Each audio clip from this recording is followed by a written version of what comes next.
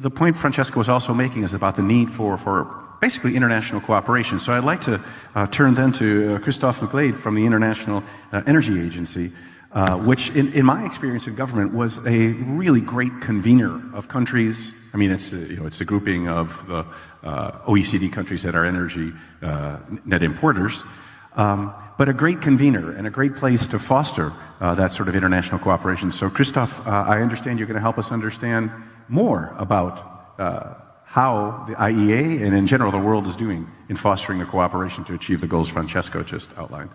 Please. Thank you very much, Matthew. And just to start off by thanking very much our hosts here. As many of you will know, the International Energy Agency is a partner to a large number of governments around the world. And what we aim to do is to provide data, analysis and insights into our current pathway and what we could do if we want to achieve our shared goals. And we've had a number of important numbers already, but I want to just highlight a few others that I think really emphasize the importance of the energy transition. The first is that today there is more than 750 million people around the world who don't have access to electricity. There's 2.2 billion people who don't have access to clean cooking facilities. And this has a huge impact on well-being, on the impact on women in particular, because they are most often responsible for gathering wood. It's very, very impactful on their health. And another very important number is that the energy system today is responsible for about 3/4 of the greenhouse gas emissions that are causing climate change. And as the impacts of climate change become more frequent, more severe, the danger of our current pathway becomes ever clearer. And that's a stark reminder of how fragile and how unsustainable the current energy system is. And it's also why we need to pursue inclusive, fair and just energy transitions. And if we want to do that, what will be crucial is that countries and companies all around the world work together. And this includes, very importantly, those who produce fossil fuels and those who import and consume fossil fuels. Because the resource-rich countries will continue to seek value from their domestic resources, whether those are hydrocarbon or other resources, and importers will always value secure and affordable energy supplies. And the task that we face is making these quests compatible with our transition towards net zero emissions. So how can exporters and importers work more closely together? And what are we as the International Energy Agency doing in this area? I want to highlight 3 different aspects to this cooperation, to this collaboration, which is needed. The first is that fossil fuel importers need to send the right signals to producers on the direction of travel. Importers need to be much clearer on what their demand-side policies are so that fossil fuel producers can plan their investment strategies accordingly. This would help in many respects. It would help undersupplying the market.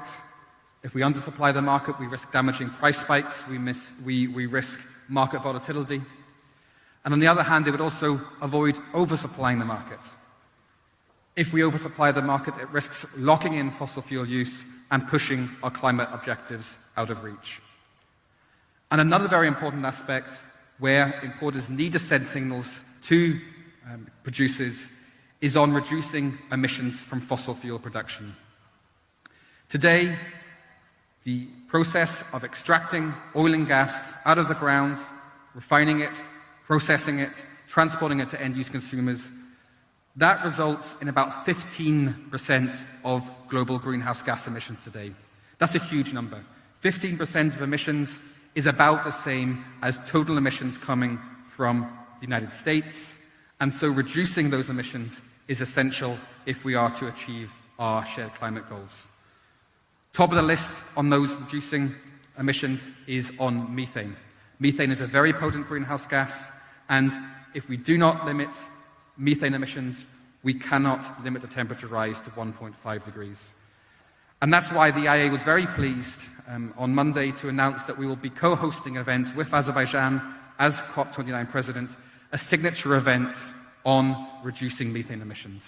There have been a number of pledges a number of announcements made on methane, and we want this signature event to translate those pledges into action so that we can drive down methane emissions in the years ahead. A second area for cooperation is on unlocking investment in low emissions fuel trade. Producer economies can play a critical role in the development of a number of clean energy technologies. We heard of a number of the initiatives underway here in Azerbaijan.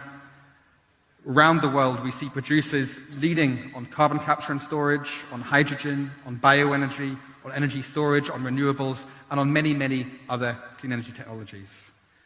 And to help those producer economies achieve their plans, it will be crucial for importers to support the investment through cooperation on import demand and on infrastructure. And the third area where importers and exporters can work together is on technology. When we look at what's needed to achieve 1.5 degrees, we have all the technologies available to us to keep emissions on track over the period of 2030. We need to scale up renewables, as we've heard. We need to scale up things like electric vehicles. We need to reduce methane emissions. These are all crucial if we want to keep 1.5 degrees alive. But if we want to go further than that, if we want to achieve net zero emissions by 2050, we will need new technologies coming through on carbon capture and storage, on hydrogen. And this is where engagement between producers and consumers can help to drive that technology development. It would also help producers develop new economic models and help them find alternatives to their current methods of resource development. Underpinning all of that, those three areas, is multilateral and bilateral engagement. And this is what the IEA has been bringing to the table. Clean energy supply chains are international, and engagement is needed if we are to avoid potential disruptions. And we also see that if many of these clean energy technologies are to scale up, things like sustainable aviation fuel, it will only occur if we have commonly agreed standards and approaches. And this is where we need countries to be working together much more closely.